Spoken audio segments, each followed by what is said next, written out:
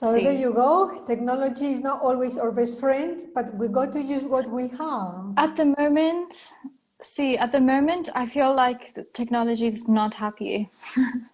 It's not working. Well, I've been doing like posts and books and videos for us, videos with my sister, and it's like, honestly, I just need a team. I need marketing, human resources, technology, creative publishers. I mean, it's like, honestly, I said to my sister, I feel like a pregnant woman who needs the baby to come out. I'm just like, I've got too much coming through. It's just too much channeling, too much energy, too many ideas. And then my hands go as fast. I mean, how many posts did I do? I've done like 20 posts in like 2 days or less. At the same time as I'm revising my book to publish it. And this and that. I'm chatting with 100 people in WhatsApp, people with issues, people with this, people organizing. Like I said to my husband, what do you call it? You know, the old switch places when they used to have the old telephones and they used to switch, the switchboards. I'm like a switchboard. Connect. So I'm like, and the connection, moving on. So first message is, it's a lot of communication coming down. I think, for what I know, those who want to listen get saturated because there are lots of people who are not prepared to listen. So Spirit has to use, they have to use whoever they have at hand. If you have committed yourself or want to be a light worker or said yes, that's done. You can go back.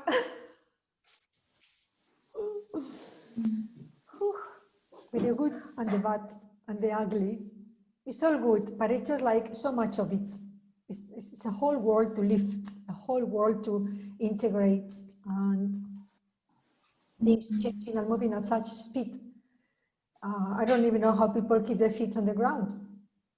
Unless you're in denial, and if you're in denial, then you don't have any feet on any ground. You just like go like a zombie and keep on going.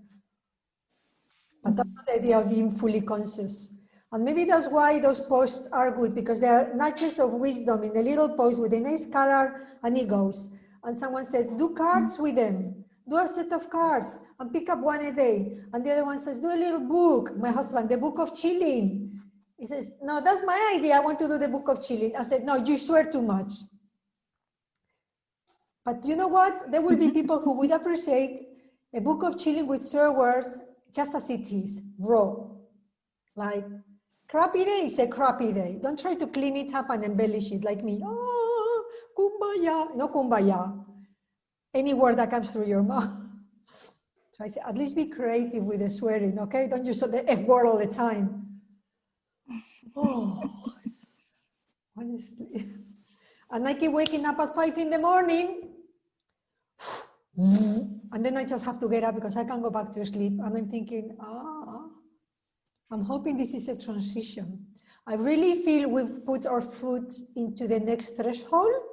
And those who gave the step into this threshold are now free fall. Like anything goes, anything happens, you're going to keep going. The handbrake, they are giving us cars without handbrakes. Buenísimo. I love that.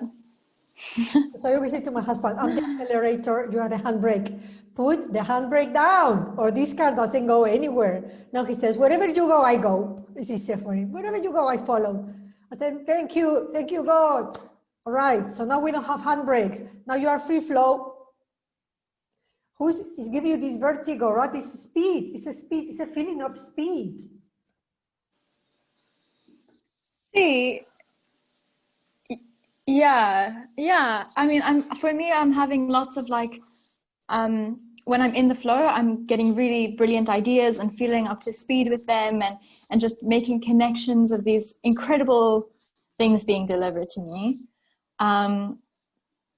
And yeah, I think it's just always just about not forcing things and just letting yourself follow whatever is the least resistant thing to you to think about and talk about and whatever about.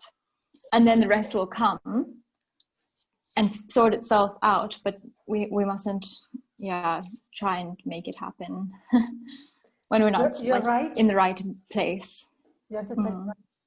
We kind of decided to allow ourselves to be guided. So now we are on the chessboard and some big hand is going, you move here, you move there. And in the past you would say, I don't want to. And now you say, okay, I don't care if it's here or there. And then you go there and something happens and you go there, something, a spark of magic. And you say, we may as well allow myself to be moved because I have more to win and less resistance, less struggle. And honestly, in the end, I think we all come to the conclusion that what we want is a peaceful life with joy and happiness and some enjoyment and doing things we like, but not the arguing and the unnecessary competition and the getting somewhere which is never enough, you never get there anyway. So I think we people are deciding that the journey is indeed the destination per se, and then just make peace with that. It's easier. It's a surrendering.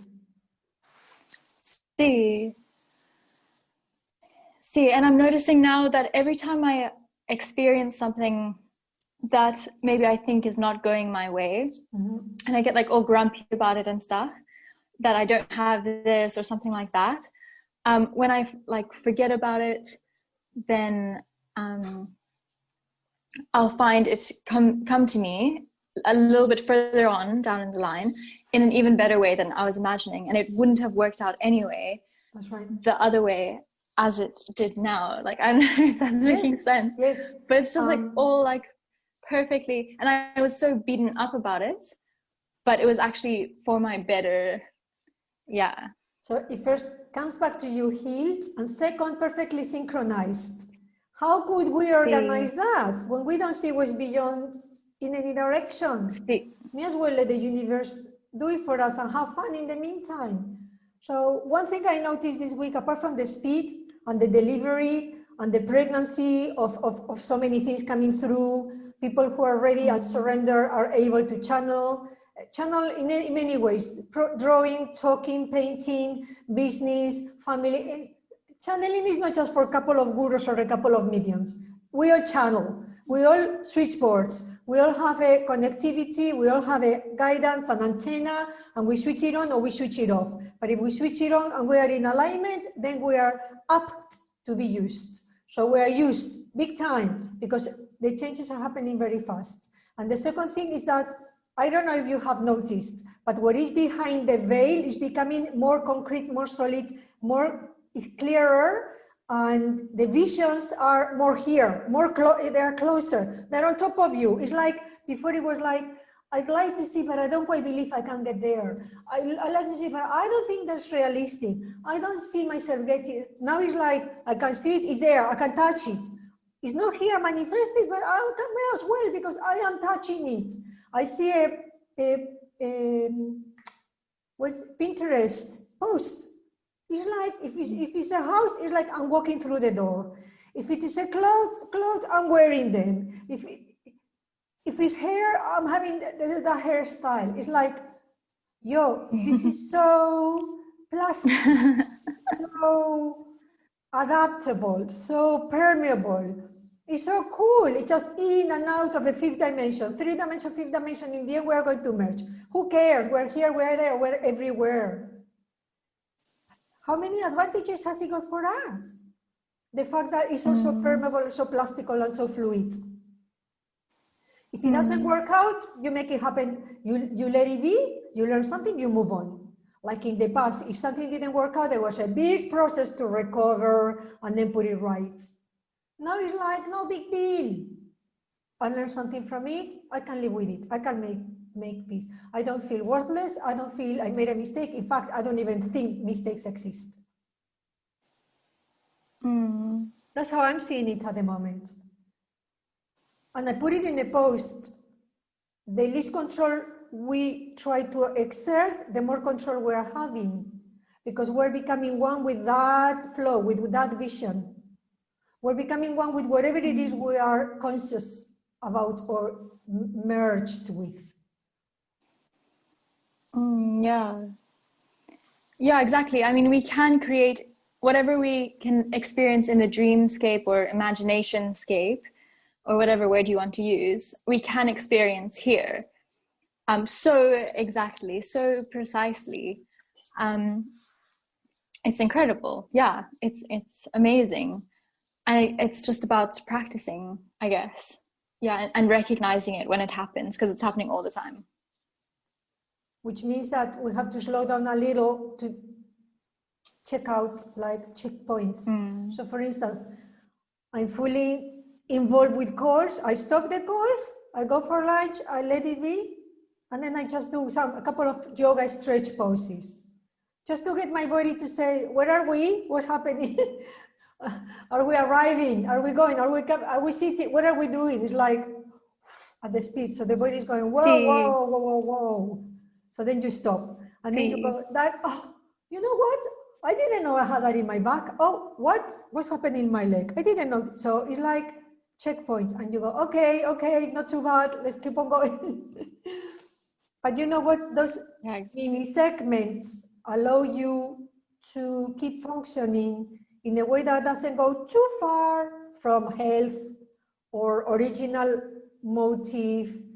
And at the same time, you can still flow with it. So you have an overall idea, and then you kind of go there, but allow yourself to, if you cannot go in a straight line, you just zigzag around a little bit. There has to be a reason. We don't need to know all the reasons. And in fact, we learn the reasons later. Because later, on the manifested reality created by the past focus, or present reality is actually our past, because it's created from past focus. So as we are learning from that, we're projecting new thoughts. That's going to be our future. And when it arrives, as our present, as a gift, it's already our past. So we're a little bit disengaged from the usual way of understanding past, present, future.